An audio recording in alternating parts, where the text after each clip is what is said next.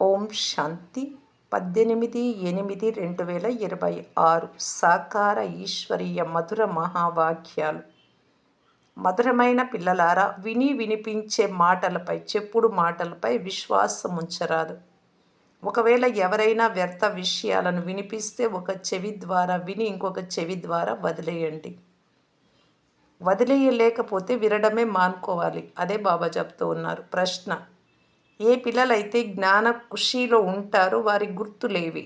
జవాబు: వారు తమ పాత కర్మభోగ లెక్కాచారాలను ఆ సంతోషంలో మర్చిపోతూ ఉంటారు. జ్ఞాన సంతోషంలో దుఃఖము, బాధను, దుఃఖ ప్రపంచాన్ని మర్చిపోతారు. ఇప్పుడు మేము సంతోషాల ప్రపంచంలోకి వెళ్తున్నాము అని, రావణుడు శాపంనిచ్చి దుఃఖితులుగా చేశాడు అని. ఇప్పుడు ఆ దుఃఖపూరిత చింతల ప్రపంచం నుండి వెలికి తీసి సంతోషాల ప్రపంచంలోకి తీసుకెళ్లేందుకే తండ్రి వచ్చారు అని వారి బుద్ధిలో ఉంటుంది. పాట: మిమ్ములను పొంది మేము సర్వము పొందాము. ఓం శాంతి. అత్యంత మధురమైన ఆత్మిక పిల్లలు పాటను విన్నారు. తప్పనిసరిగా పిల్లలు రోమాంచితం అవ్వాలి. ఎందుకంటే ఖుషీ లాంటి ఆహారం ఇంకొకటి లేదు అని మహిమ ఉంది. ఇప్పుడు ఆత్మిక పిల్లలైన మీ అందరికీ అనంతమైన తండ్రి లభించారు. అనంతమైన తండ్రి ఒక్కరే ఉంటారు అని పిల్లలకు తెలుసు. ఇతర పిల్లలు కూడా తయారైనప్పుడు వారికి కూడా రోమాంచితం అవుతుంది. మన రాజ్యం ఉండేది అని, తర్వాత పోగొట్టుకున్నాము అని, ఇప్పుడు మళ్ళీ రాజ్యాన్ని తీసుకుంటాము అని పిల్లలైన మీకు తెలుసు. భారత్వాసులకు ఇది సంతోషం కలిగించే వార్త కదా. తండ్రి జన్మ కూడా ఇక్కడే అని మహిమ చేయబడింది. పండుగలన్నీ సమయానికి చెందినవే. తండ్రి వచ్చి మీకు చాలా సహజమైన మార్గాన్ని తెలియజేశారు. మనుషులకు అనేక రకాల చింతలున్నాయి. ఇక్కడ ఈ జ్ఞాన ఖుషీలో ఆ చింతలు, దుఃఖాలు మొదలైనవన్నీ మర్చిపోతారు. ఎవరికైనా ఏదైనా జబ్బు నయమవుతూ ఉంది అంటే అందరికీ సంతోషం కలుగుతుంది. జబ్బులు మొదలైన దుఃఖ విషయాలను మర్చిపోయినట్లు సంతోషంగా ఉంటారు. అత్తగారింట్లో, తల్లిగారింట్లో, బంధువులు అందరూ సంతోషిస్తారు. మనమంతా విశ్వానికి యజమానులుగా ఉండే వారము అని, తర్వాత మళ్ళీ రావణుడు శాపం ఇచ్చాడు అని పిల్లలైనా మీకు తెలుసు. ఇది చింతల, దుఃఖాల ప్రపంచం. రేపు మళ్ళీ సంతోషాల ప్రపంచం వస్తుంది. సంతోషాల ప్రపంచం స్మృతిలో ఉంటే దుఃఖాలు, చింతలు మొదలైనవన్నీ మర్చిపోతారు. ఇది తమో ప్రధాన ప్రపంచం. ఇక్కడ అనేక ప్రకారాల కర్మ భోగం ఉంది. అబలల పైన కూడా ఎన్నో అత్యాచారాలు జరుగుతాయి. అనేక రకాల విఘ్నాలు వస్తాయి. ఈ విఘ్నాల కర్మ భోగపు రోజులు కొద్ది కాలం మాత్రమే ఉంటాయి. ఇక కొద్ది రోజులు మాత్రమే ఉన్నాయి అని తండ్రి ధైర్యంనిస్తున్నారు. కల్పక్రితం కూడా ఇలాగే జరిగింది. కర్మభోగపు లెక్కాచారం కూడా సమాప్తం అవ్వాలి. ఏమేం చేశారో అవన్నీ కూడా ఇక్కడే. సంతోషంలో వీటన్నింటినీ మర్చిపోతూ వెళ్ళండి. తండ్రిని, వారసత్వాన్ని మాత్రమే స్మృతి చేస్తూ ఉంటే చాలు. వ్యతిరేకమైన పనులేవీ చేయకండి. అలా చేసినట్లయితే ఇంకా ఎక్కువ శిక్షలు పొందుతారు. పదవీ భ్రష్టులుగా అవుతారు. పిల్లల కర్తవ్యం ఒక్క తండ్రినే స్మృతి చేయడం. తండ్రి చెప్తూ ఉన్నారు, నన్ను స్మృతి చేసినట్లయితే మీ వికర్మలు వినాశనం అవుతాయి. లెక్కాచారాలన్నీ సమాప్తం అయిపోతాయి. ఇక కొంత సమయం మాత్రమే ఉంది. లెక్కాచారాలన్నీ సమాప్తం చేసుకుంటూ వెళ్ళండి. ఎందుకంటే మీరు అంధులకు ఊతకర్ర లాంటి వారు. మీరు కూడా స్మృతి చేయండి. ఇతరులకు కూడా దారి తెలపండి. విఘ్నాలైతే చాలా వస్తాయి. ఎంత వీలైతే అంతగా తండ్రి స్మృతి చేయమని అందరికీ అర్థం చేస్తూ ఉండండి. మంత్రం కూడా చాలా ప్రసిద్ధిగాంచినది. మన్మనాభవ అనగా, ఓ ఆత్మలారా, నన్ను ఒక్కరినే స్మృతి చేసినట్లయితే మీ గతంలోని వికర్మలన్నీ భస్మం అయిపోతాయి. ఇందులో తికమక పడే విషయమే లేదు. కేవలం తండ్రిని స్మృతి చేసినట్లయితే మీరు తమో ప్రధానం నుండి సతో ప్రధానంగా అయిపోతారు. మనం 84 జన్మల చక్రంలో తిరిగి వచ్చాము అని మీకు తెలుసు. చక్రంలో తిరుగుతూ వచ్చారు. ఇక ముందు కూడా తిరుగుతూనే ఉంటారు. ఇది పురాతన ప్రపంచం, పురాతనమైన శరీరం. వీటిని మర్చిపోవాలి. ఇది ఆత్మల అనంతమైన సన్యాసం. వారిది హద్దు సన్యాసం. వారి ఇల్లు వాకిళ్ళు వదిలి వెళ్తారు. నాటకంలో వారి పాత్ర కూడా ఉంది. మళ్ళీ ఇలాగే జరుగుతుంది. సెకండు ఏ డ్రామా అయితే జరిగిపోయిందో మళ్ళీ అదే డ్రామా పునరావృతం అవుతుంది. శాస్త్రాలన్నీ భక్తి మార్గంలోని పుస్తకాలు. భక్తి తర్వాత జ్ఞానం లభిస్తుంది. ఈ మెట్ల చిత్రమును ఉపయోగించి ఇతరులెవ్వరికైనా అర్థం చేయించడం చాలా సులభం. ముఖ్యమైన చిత్రాలను మీ ఇంట్లో కూడా ఉంచుకోవచ్చు. త్రిమూర్తి చిత్రం కూడా ఎంతో స్పష్టంగా ఉంది. పైన శివుడు కూడా ఉన్నారు. త్రిమూర్తుల పైన సూక్ష్మవతన వాసులైన బ్రహ్మ, విష్ణు, శంకరులు కూడా ఉన్నారు. తర్వాత వారిపైన ఉన్నతమైన భగవంతుడు కూడా ఉన్నారు. తండ్రి నివసించే స్థానమే ఆత్మలైన మనం కూడా నివసించే స్థానమని పిల్లలు అర్థం చేసుకున్నారు. దానిని నిర్వాణధామము లేక శాంతిధామం అని పిలిచినా ఒక్కటే. శాంతిధామము అనే పేరే సరి అయినది. నిర్వాణధామము అనగా వాణి నుంచి అతీతమైన స్థానము అనగా అది శాంతిధామం అయినట్లే కదా. అది శాంతిధామము. ఇక ఆ తర్వాత సుఖము, శాంతి, సంపదల ధామము స్వర్గం. ఆ తర్వాత ద్వాపరయుగం నుండి మళ్ళీ అదే దుఃఖము, అశాంతుల ధామంగా అవుతుంది. సుఖధామంలో అయితే కుబేరుడి ఖజానాలు ఉంటాయి. నేడు ఎలా ఉంది, రేపు ఎలా అవుతుంది. నేడు కలియుగ అంత్యమము, రేపు సత్యుగం ప్రారంభమవుతుంది. రాత్రికి పగలుకున్నంత తేడా ఉంది. బ్రహ్మ ముఖ వంశావళి బ్రాహ్మణుల పగలు, తర్వాత మళ్ళీ రాత్రి అని కూడా అంటారు. పగలులో దేవతలుంటారు, రాత్రిలో శూద్రులుంటారు, మధ్యలో బ్రాహ్మణులైన మీరు ఉన్నారు. ఈ సంగమ యుగం గురించి ఇంకెవ్వరికీ తెలియదు. మనుషులు పూర్తి గాఢాంధకారంలో ఉన్నారు. కనుక వారిని పూర్తి ప్రకాశంలోకి తీసుకురావడం పిల్లలైన మీ కర్తవ్యం. ఇప్పుడు అదే మహాభారత యుద్ధం ఎదురుగా నిలిచి ఉంది. వినాశకాలే విపరీత బుద్ధి వినశ్వంతి, వినాశకాలే ప్రీతి బుద్ధి విజయంతి. వినాశకాలంలో విపరీత బుద్ధితో నడుస్తూ ఉండే వారికి వినాశనం జరుగుతుంది. బాబాను గుర్తించినటువంటి వారికి.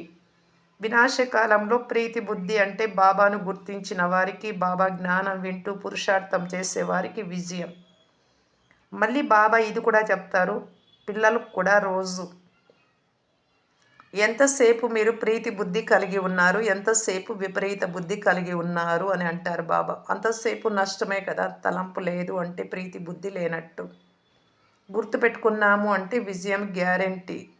తండ్రి మళ్ళీ మాకు అదే రాజ్యాన్ని ఇస్తారు అని పిల్లలైన మీకు తెలుసు. ఆ రాజ్యాన్ని మీ నుండి ఎవ్వరూ లాక్కోలేరు, ఓడించలేరు. రావణుడి ప్రవేశం ద్వాపరయుగం నుండి జరుగుతుంది. రావణుడి మీ రాజ్యాన్ని లాక్కున్నాడు. అతడిని శత్రువుగా భావించండి మీలో ఉండే వికారాలను. ఎందుకంటే శత్రువు దిష్టి బొమ్మనే తయారు చేసి కాలుస్తారు ఎక్కడైనా ఎవరైనా. ఇతడు అత్యంత పురాతన శత్రువు. రావణ రాజ్యమని అంటారే కానీ అది ఏమిటో ఎవరి బుద్ధిలోకి రాదు. అనగా గాఢాంధకారంలో ఉన్నారు అనే కదా. అనంతమైన తండ్రి నాలెడ్జ్ఫుల్, వారిని జ్ఞానదాత, దివ్య చక్షు విధాత అని కూడా అంటారు. ఇప్పుడు ఆత్మలైన మీకు జ్ఞానం 3వ నేత్రం లభించింది. ఇంతకుముందు మీకేమీ తెలియదు, ఇప్పుడు అంతా తెలుసుకున్నారు. తండ్రి జ్ఞాన సాగరులు కనుక తప్పకుండా జ్ఞానం వినిపిస్తారు. జ్ఞానాన్ని వినిపించకుంటే ఎలా రుజువు అవుతుంది? తండ్రి జ్ఞానాన్ని వినిపిస్తారు అని ఆ జ్ఞానం నుండి మళ్ళీ అర్ధకల్పానికి సద్గతి కలుగుతుంది అని మీరు చూస్తారు. అర్ధకల్పం పూర్తిగా భక్తి నడుస్తుంది. సంగమ యుగంలోనే జ్ఞానం ద్వారా సద్గతి కలుగుతుంది. పిల్లల విషయమేది తండ్రి నుండి ఎప్పుడు దాగి ఉండదు. ఏ చెడు కర్మ జరిగినా దానిని తెలియజేయమని తండ్రి చెప్తున్నారు. చాలామంది ద్వారా చెడు కర్మలు జరుగుతూ ఉంటాయని తండ్రికి తెలుసు. ఎందుకంటే ఇది రావణ రాజ్యం కదా. మాయ చెంపదెబ్బ వేస్తుంది కానీ చాలామంది దాచిపెడతారు. తండ్రి చెప్తారు ఏదైనా తప్పు జరిగినప్పుడు వెంటనే తెలపడం ద్వారా ఇక ముందు తప్పులు చేయకుండా ఉండేందుకు యుక్తి లభిస్తుంది. ఇంట్లో తండ్రి కూడా అలాగే అంటారు, ఏ తప్పు దాచిపెట్టకండి, నాకు చెప్పేయండి అని. అప్పటికప్పుడే పరిష్కారం కూడా చూస్తారు కదా. టీచర్ దగ్గర కూడా దాచిపెట్టుక రాదు, అంటే చదువును గురించి ఏ విషయమైనా. ఎందుకంటే వారే సరి చేసేవారు, తండ్రి టీచరు. లౌకికంగా కూడా ఇక్కడ బాబా అదే చెప్తున్నారు, ఏదైనా సరే దాచిపెట్టొద్దు, చెప్పండి, తప్పులు జరుగుతాయి మామూలే. ఎందుకంటే రావణ రాజ్యంలో ఉన్నారు, వశమై ఉన్నారు దేహాభిమానంతో. కాబట్టి ఇక ముందు తప్పులు చెయ్యకుండా ఉండేందుకు యుక్తి తెలిపిస్తారు బాబా. అక్కడ తల్లి తండ్రి సరిచేస్తారు కదా, అలాగే ఇక్కడ తండ్రి సరిచేస్తారు. లేకుంటే తప్పులు ఇంకా వృద్ధి అవుతూ ఉంటాయి. దాచిపెడితే అక్కడైనా సరే, లౌకికంలో ఇక్కడైనా సరే. కామ మహాశత్రువు బాబా. మాయ చాలా వ్యతిరేకిస్తూ ఉంది అని తండ్రికి వ్రాస్తారు. బ్రహ్మబాబు ఉన్నప్పుడు లెటర్స్ వ్రాసేవారు. మాయ నుండి రక్షింపబడేందుకు ఎవ్వరికీ సదా యోగ స్థితి ఉండదు. దేహ అభిమానం చాలా వస్తుంది. చాలామంది మాయతో చెంపదెబ్బను తింటూనే ఉంటారు. బాబా వద్దకు అన్ని వైపుల నుండి సమాచారం వస్తూ ఉంటుంది కదా. వార్తాపత్రికలు మొదలైన వాటిలో ఎంతో వ్యతిరేకంగా కూడా వ్రాస్తూ ఉండేవారు ఈ సంస్థ గురించి. ఈ రోజుల్లో మనుషులు ఎన్ని విషయాలనైనా కల్పిస్తారు. ఎందుకంటే తమో ప్రధానంగా ఉన్నారు కదా. వ్యాసుడి బుద్ధి రజో బుద్ధిగా ఉన్నప్పుడు శాస్త్రాలలో ఏమేమో వ్రాసేశాడు. తండ్రి పిల్లలకి ఇలా అర్థం చేయిస్తున్నారు. విని వినిపించే మాటల పైన, గ్రంథాలపైన కానీ లేదా లౌకిక విషయాలలో కానీ విశ్వాసం ఉంచుకొని ఎప్పుడు చెడిపోకండి. ఫలానా వారు ఇలా అన్నారు, ఫలానా వారు ఇలా చేశారు, తలే తిరిగిపోతుంది. ఇది తమో ప్రధాన ప్రపంచమని అర్థం చేసుకోలేరు. మాయ క్రింద పడద్రోయుటకు ప్రయత్నం చేస్తుంది. ఎవరైనా అసత్య విషయాలను వినిపిస్తే వాటిని ఒక చెవి ద్వారా విని మరొక చెవి ద్వారా వదిలేయండి. ఇతరులకు కూడా ఇదే సందేశాన్ని ఇస్తూ ఉండండి. నేను సందేశం తీసుకొస్తాను అని తండ్రి అంటారు. ఓ ఆత్మలారా, ఇప్పుడు శ్రీమతంను అనుసరించండి. నా సందేశం వినండి. కేవలం నన్ను ఒక్కరినే స్మృతి చేయండి.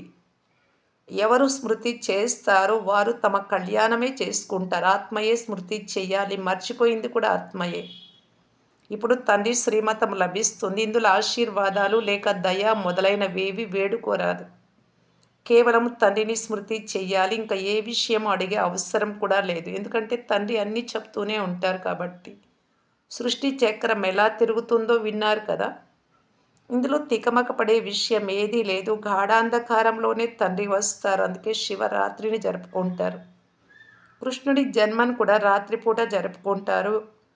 ఆ రోజు రాత్రిపూట మందిరాలలో పాయసము, పూరీలు మొదలైనవి కూడా తయారు చేస్తారు. ఇప్పుడు శివుడి కొరకు ఏం తయారు చేస్తారు? వారేమో నిరాకారులు. తండ్రి ఏ గడియలో వస్తారో మళ్ళీ ఎలా వెళ్ళిపోతారో ఎవ్వరికీ తెలియదు. సదా ఇతడిపై అంటే బ్రహ్మపై సవారీ అయి ఉండను. వస్తాను, మళ్ళీ వెళ్ళిపోతాను. మీరు శివబాబాకు పౌత్రులని ఇప్పుడు మీకు తెలుసు. వారసత్వము తండ్రి నుండే లభిస్తుంది. ఇతడు బ్రహ్మ మనిషి కదా. బ్రహ్మకు కూడా వారసత్వము శివబాబా నుండే లభిస్తుంది.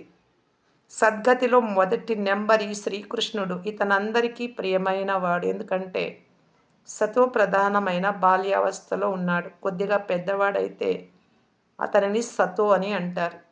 తర్వాత రజో తమో శ్రీకృష్ణుడు. రాధలే మళ్ళీ లక్ష్మీనారాయణలుగా అవుతారు. తండ్రి ఎవరికైతే జ్ఞానమునిచ్చారో మళ్ళీ వారికే ఇస్తారు. భారతదేశంలోనే దేవీ దేవతలు ఉండి వెళ్ళిపోయారు కనుక మందిరాలు కూడా భారతదేశంలోనే చాలా ఉన్నాయి. క్రైస్తవుల చర్చిలలో యేసుక్రీస్తే కనిపిస్తాడు. దేవతల మందిరాలు ఎన్నో ఉన్నాయి. తండ్రి మనలను మనుషుల నుండి దేవతలుగా భారతదేశాన్ని స్వర్గంగా చేసేందుకే వచ్చారు. మనము తండ్రిని స్మృతి చేసి పావనంగా అవుతూ ఉన్నాం. తండ్రి జతలో మనం కూడా భారతదేశాన్ని స్వర్గంగా చేస్తున్నాం. ఎందుకంటే మనము తండ్రి జతలో వచ్చాం. భక్తి మార్గంలో దేవతల మందిరాలను, మూర్తులను మొదలైన వాటిని తయారు చేసేందుకు ఎంతో ఖర్చు చేస్తారు.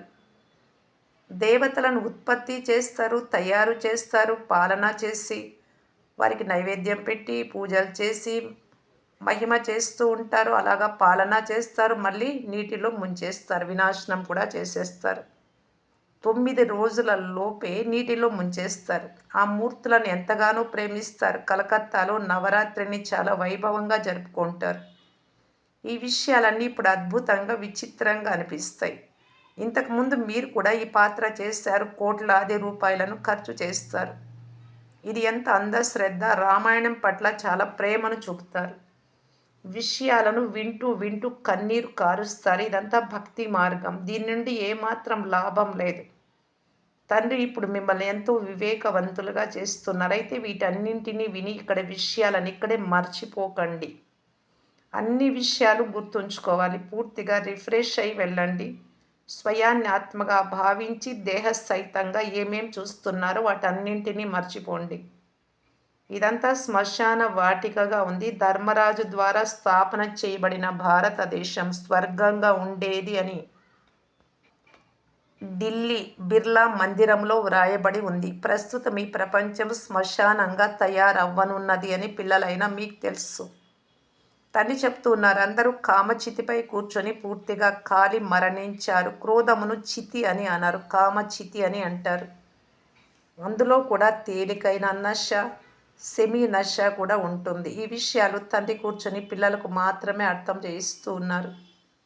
ఇంట్లో ఒకవేళ ఎవరైనా కుపుత్రుడుంటే వీడు తండ్రి గౌరవాన్ని పాడు చేస్తున్నాడు అని అంటారు కదా. తండ్రి గౌరవం చెడిపోతుంది కదా. అనంతమైన తండ్రి కూడా అంటున్నారు. ఒకవేళ మీరు ముఖం నల్లగా చేసుకుంటే, అపవిత్రంగా అయితే దేవతలుగా అయ్యి బ్రాహ్మణ కులభూషణుల పేరును చెడిపేస్తారు. మనం పవిత్రత శక్తి ద్వారానే భారతదేశాన్ని మళ్ళీ దేవతల శ్రేష్టాచారి దేశంగా తయారు చేస్తాము అని పిల్లలైన మీకు తెలుసు. పిల్లలైన మీకు ఇది చాలా సాధారణమైన విషయం. మహాభారత యుద్ధం ఎదురుగానే నిల్చొని ఉంది అని, దీని ద్వారానే స్వర్గ ద్వారాలు తెరుచుకుంటాయి అని మీకు తెలుసు. మీరు చూస్తారు, శాస్త్రాలలో మహాభారత యుద్ధాన్ని చూపించారే కానీ ఆ తర్వాత ఏం జరుగుతుందో చూపించలేదు. ప్రళయం జరిగింది అని అనేస్తారు. కృష్ణుడి గురించి ఒకవైపు తల్లి గర్భము ద్వారా జన్మించినట్లు చూపించారు, మరోవైపు రావి ఆకుపై బొటన వ్రేలు చీకుతూ వచ్చినట్లు చూపించారు. కొంచెం కూడా అర్థం చేసుకోరు. అక్కడ గర్భ మహల్లో చాలా విశ్రాంతిగా ఉంటాడు. సాగరములో ఆకుపై ఉండడం అనేది అసంభవం. ఇదంతా తయారు చేయబడిన నాటకం. దీనిని గురించి మీకు తెలుసు. కల్పకల్పం ఇలాగే జరుగుతూనే ఉంటుంది. ఇప్పుడు పిల్లలైన మీరు మీ కళ్యాణం చేసుకోవాలి. ఇతరులకు కూడా కళ్యాణం అంటే మంచి చేయాలి. ఇది ముఖ్యమైన విషయం. తండ్రి స్వర్గ రచయిత, వారిని హెవెన్లీ గాడ్ ఫాదర్ అని అంటారు. మరి అలాంటప్పుడు పిల్లలైన మనం స్వర్గానికి యజమానులుగా అవ్వాలి కదా. శివ జయంతిని కూడా భారతదేశంలోనే జరుపుతారు అనగా తప్పకుండా భారతదేశానికి ఎంతో కొంత ఇచ్చి ఉంటారు. ఇప్పుడు మీకు స్వర్గ సామ్రాజ్యాన్ని ఇస్తున్నారు కదా. తండ్రి సద్గతి దాత జ్ఞాన సాగరులైన తండ్రియే వచ్చి జ్ఞానం ఇస్తున్నారు. 5,000 సంవత్సరాల తర్వాత కూడా మళ్ళీ ఇక్కడే వస్తారు. ఈ బ్రాహ్మణ కులానికి చెందిన వారు ఎవరైతే ఉంటారో వారు వస్తూ ఉంటారు అని పిల్లలకు నిశ్చయం ఉంది. మంచిది. మధురాతి మధురమైన అపురూపమైన పిల్లలకు మాతాపిత బాప్దాదాల ప్రియ స్మృతులు మరియు గుడ్ మార్నింగ్. ఆత్మిక పిల్లలకు ఆత్మిక తండ్రి నమస్తే. ధారణ కొరకు ముఖ్య సారము. ఫస్ట్ పాయింట్, శ్రీమతమును అనుసరించి తమ కళ్యాణాన్ని ఇతరుల కళ్యాణాన్ని చేయాలి. ఎవరైనా ఏవైనా అసత్య విషయాలను వినిపించినట్లయితే వాటిని విని విననట్లు వదిలేయాలి. వాటిని ఆధారంగా చేసుకొని చెడిపోరాదు. సెకండ్ పాయింట్, ఎప్పుడూ దేవతలుగా అయ్యే బ్రాహ్మణ కులభూషణుల పేరును చెడిపేయరాదు. దీనిపై గమనం ఉంచాలి. ఎలాంటి ఉల్టా కర్మలు ఎప్పుడూ చేయరాదు. వెనుకటి లెక్కాచారాలన్నింటినీ సమాప్తం చేసుకోవాలి. వరదానం. 1 నశ మరియు 2 నిశాన అంటే గురి. స్మృతి ద్వారా సర్వ కర్మేంద్రియాలను ఆజ్ఞ అనుసారం నడిపించే కిరీటము మరియు సింహాసన అధికారులుగా అవ్వండి. సంగమ యుగంలో బాప్దాదా ద్వారా పిల్లలందరికీ కిరీటము మరియు సింహాసనము ప్రాప్తిస్తాయి. పవిత్రత కిరీటము ఉంది, బాధ్యతల కిరీటం కూడా ఉంది. ఇంకొకటి అకాల సింహాసనం కూడా ఉంది, హృదయ సింహాసనం కూడా ఉంది. 2 కిరీటాలు, పవిత్రత కిరీటము, బాధ్యత కిరీటము, అకాల సింహాసనము, హృదయ సింహాసనం బాబాది. ఎప్పుడైతే ఇలా డబల్ కిరీటము మరియు డబల్ సింహాసన అధికారి అవుతారో అప్పుడు నశ మరియు నిశాన గురి స్వతహాగా గుర్తు ఉంటుంది. తర్వాత ఈ కర్మేంద్రియాలు చిత్తం ప్రభు జీ హజూర్ అని మీకు ఆజ్ఞ అనుసారంగా నడుచుకుంటాయి. ఎవరైతే కిరీటాన్ని మరియు సింహాసనాన్ని వదిలేస్తారో వారి ఆజ్ఞను మీ కర్మచారులు అంటే కర్మేంద్రియాలనే నౌకర్లు వినరు. స్లోగన్. బలహీన సంకల్పాలే ప్రసన్న చిత్తులకు బదులు ప్రశ్న చిత్తులుగా చేసేస్తాయి. మీరు చేసే పనికిరాని ఆలోచనలే అని బాబా అంటున్నారు. అవ్యక్త సూచన. అపవిత్రత యొక్క బీజాన్ని కూడా సమాప్తం చేసి సంపూర్ణ స్వచ్ఛంగా పవిత్రంగా కావటానికి బాప్దాదా తెలియజేస్తూ ఉన్నారు. ఈశ్వరీయ సేవ యొక్క అత్యంత గొప్ప పుణ్యం పవిత్రత యొక్క దానం ఇవ్వటం. పవిత్రంగా మీరవ్వటము మరియు పవిత్రంగా ఇతరులను చేయడమే పుణ్యాత్మగా అవ్వడం. ఎందుకంటే ఏ ఆత్మనైనా ఆత్మహత్య మహాపాపం నుండి విడిపిస్తారు. అపవిత్రతలోకి వెళ్తున్నారంటే ఆత్మహత్య చేసుకున్నట్టు. వారిని ఆ మహాపాపం నుండి విడిపిస్తారు. అపవిత్రత అంటే ఆత్మహత్య, పవిత్రత అనేది ప్రాణదానం. మీరు ప్రాణదానం ఇస్తారంటే ఎంత పుణ్యం. అచ్చా! ఓం శాంతి.